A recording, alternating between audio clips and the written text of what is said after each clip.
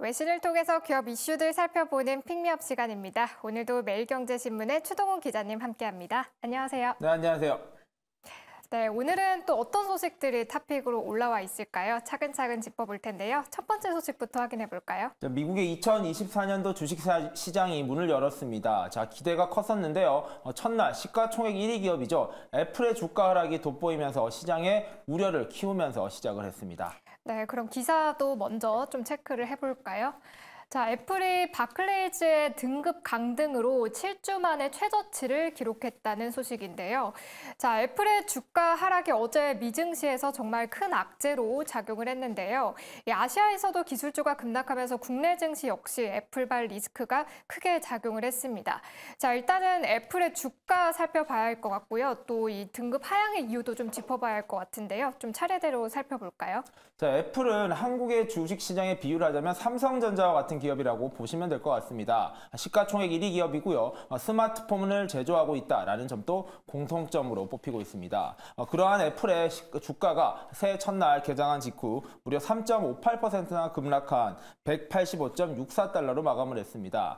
시가총액 1위 기업인 만큼 이 주가가 빠지는 것이 결국에는 주식시장에 미친 영향이 크다라고 보시면 될 것 같은데요. 이로 인해서 시가총액이 2조 8,870억 달러에 머물렀습니다. 사실 애플은 세계 최초로 미국 기업 최초로 시가총액 3조 달러를 돌파한 기업으로도 기록을 세우기도 했었는데요.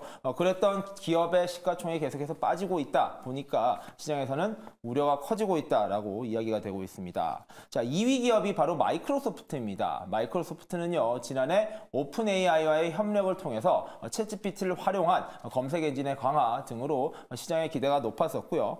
이 기업 역시 첫날 1.37% 하락했지만 시가총액은 2조 7,560억 달러로 오히려 애플과의 격차를 줄였다라는 보도가 나왔습니다. 마이크로소프트는요, 이러한 AI 기술을 중심으로 해서 24년도에도 계속해서 주가가 상승할 것이다 라는 기대가 있는 반면 애플 같은 경우에는 24년도에 어려운 일들만 계속해서 있을 것이다 라는 전망에 힘이 실리면서 혹시 시가총액 1위 기업이 애플에서 마이크로소프트로 이름을 바꾸는 것이 아니냐라는 우려까지 커지고 있습니다. 말씀해 주신 대로 이날 애플의 주가가 빠진 이유 바로 바클레이스의 부정적 평가가 나왔기 때문인데요.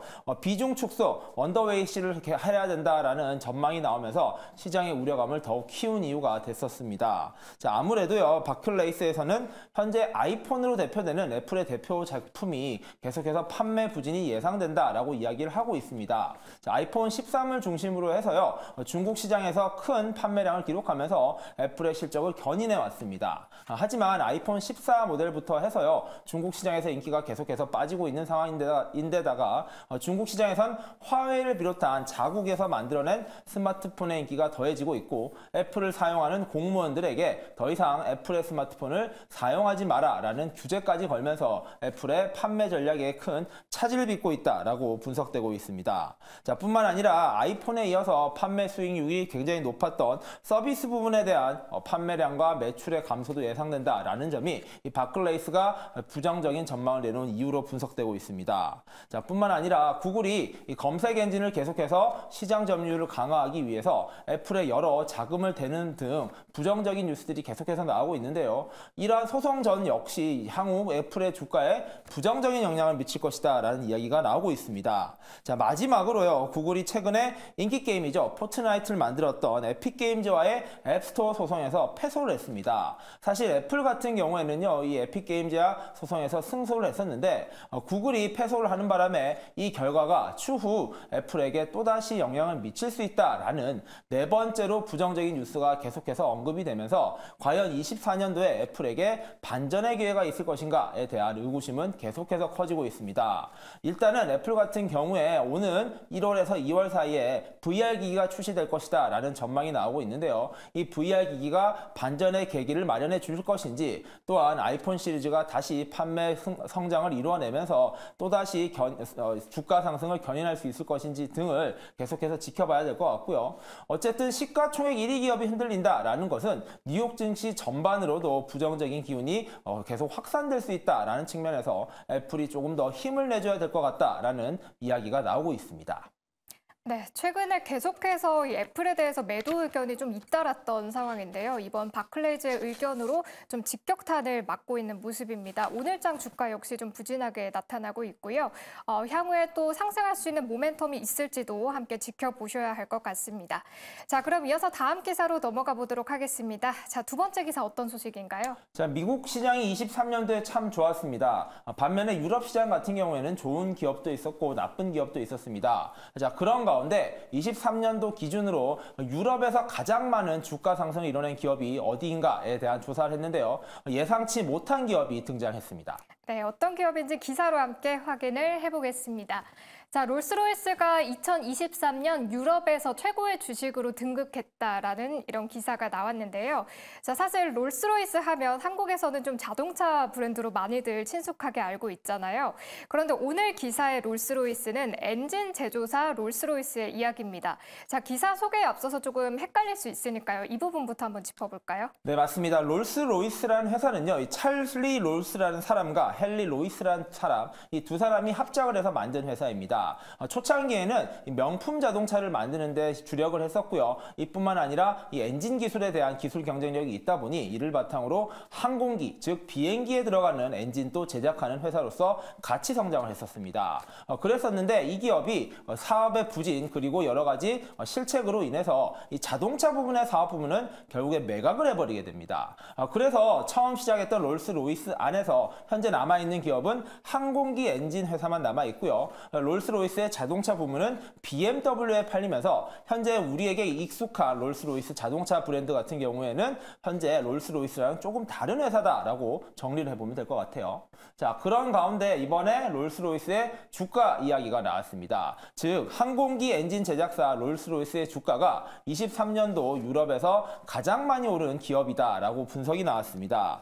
지난해 상승률이 무려 220%에 달합니다. 참 유럽에도 많은 기업들이 있습니다. 앞서 말씀해 주신 대로 BMW 비롯한 명품 자동차 기업들도 많고요. 루이비통을 비롯한 여러 명품 기업들도 많습니다. 이러한 많은 기업들 가운데 이 롤스로이스가 가장 많은 성장률을 보였다. 시가총액이 많이 올랐다라는 측면에서는 굉장히 이례적이다라는 이야기가 되고 있고요. 실제로 시가총액 1위는 원래 루이비통 모의 헤이시였습니다. 자, LVMH라고 불리는 이 명품 그룹사가 계속해서 시가총액 1위를 지켜왔었고요. 이 자리를 뺏은 기업은 덴마크의 제약사 노보노디스크입니다. 이 기업은 계속해서 위고비와 같은 이 다이어트 약을 통해서 주 시가총액이 계속 올랐었고요. 하지만 이곳의 주가 상승률만 해도 지난해 49%에 불과했습니다.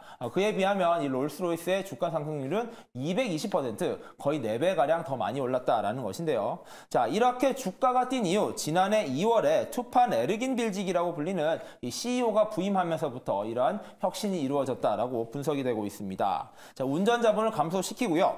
효율성을 증대시키고 기업의 문화들을 혁신시키는 17가지 개선 방안들을 내놓았었고요. 뿐만 아니라 CFO를 포함해서 여러 고위 임원들을 해골시키면서 비용을 많이 절감시켰다라는 것이 주요했다라는 것입니다. 자, 롤스로이스의 항공엔진 제작 역량은 세계 3대 항공엔진 제작사로 불릴 만큼 그 기술 경쟁력이 높았었는데요.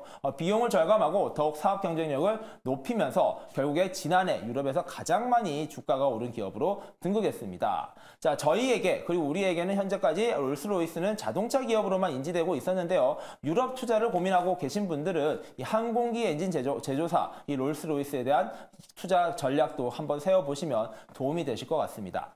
네. 지난해 새 CEO 취임 이후에 한 해 동안 220% 상승률을 기록했던 엔진 제조사 롤스로이스에 대한 기사 함께 체크를 해봤고요.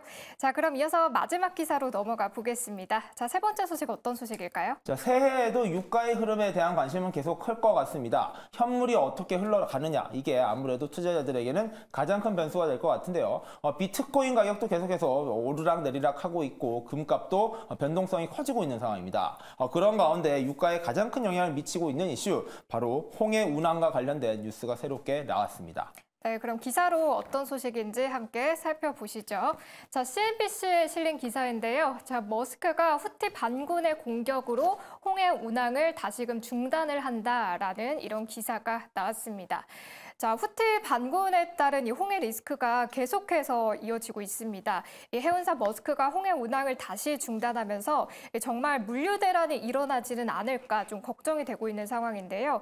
보도를 보니까 어제 폭발도 있었다 이런 이야기도 나오던데 현재 어떤 상황일까요? 자, 머스크라는 기업을 저희가 지난해는 일론 머스크를 통해서 많이 익숙해졌었지만 이 해운업계에서는 머스크라는 기업이 바로 세계 2위의 해운사로도 굉장히 유명합니다. 각종 영화나 이 바닷가 쪽을 가시다 보면 이렇게 마크가 찍힌 이 컨테이너 박스를 많이 보셨을 텐데요. 이 세계 2위 해운사 머스크가 홍해를 운행하는 것을 중단하겠다라는 조치를 연장하겠다라는 발표를 했습니다. 자, 홍해 같은 경우에는요, 유럽에서 아프리카 대륙을 잇는 가장 짧은 운하라고 보시면 될 것 같습니다. 자, 북미를 비롯한 이 아메리카 대륙에는 수에즈 운하가 있고요. 이 유럽과 아프리카에는 이 홍해를 지나가는 이 운하가 있습니다. 이 두 가지 운하를 통해서 결국에는 시장에 계속해서 영향을 미치고 있는데요. 그런 가운데 이러한 머스크가 계속해서 홍해 운행을 중단하겠다라는 조치가 나오면서 유가를 올리는 요인이 되지 않을까라는 우려를 키우고 있는 상황입니다. 자, 국제 유가는요, 이 발표 직후에 2%가량 상승한 바가 있습니다. 그로 인해서 연초부터 유가가 계속해서 상승하는 것이 아니냐라는 걱정을 키웠었는데 다행히도 유가는 금방 잡히긴 했습니다. 이 리스크가 얼마나 오래 갈지에 대해서는 아직까지 정말로 불투명 상황이다라고 정리를 해봐야 될 것 같은데요. 2위 해운사 머스크뿐만 아니라 5위 해운사죠. 독일 기업인 하파그로이드 같은 경우에도 홍해 운행을 계속해서 하지 않을 것이다라는 입장을 밝히고 있는 상황입니다. 계속해서 예멘의 후티 반군들이 홍해 지역에서 위험한 활동을 할 경우 이에 대해서는 위험을 감수하면서까지 운항을 할 수는 없다라고 이야기를 하고 있는 것이고요. 아프리카 희망봉을 통해서 우회하고 있는 상황, 아무래도 운항 비용도 많이 들고 기름도 많이 쓸 수밖에 없는 상황입니다. 전 세계 물류망에 큰 영향을 미치고 있는 이러한 홍해 운항 중단 사태가 연초부터 얼마나 지속되느냐에 따라서 결국에는 유가 변동성에도 영향을 미칠 수 있다는 점, 연초부터 현물과 선물 거래에서 큰 변수가 될 수 있다는 측면에서는 꼼꼼하게 챙겨보시면서 좀 대응을 해보셔야 될 것 같고요. 아마 올해 초부터는 현물과 선물 거래에 대한 리스크가 계속해서 이슈가 될 수 있다는 점도 같이 체크해 보시면 도움이 되실 것 같습니다. 네, 이렇게 오늘 마지막 기사로 새해까지도 계속해서 이어지고 있는 이 홍해 리스크에 대해서 함께 정리를 해봤고요. 자, 오늘도 이렇게 세 가지 기사로 주요 이슈들 정리해봤습니다. 오늘도 매일경제신문의 추동훈 기자님과 함께했습니다. 고맙습니다. 네, 감사합니다.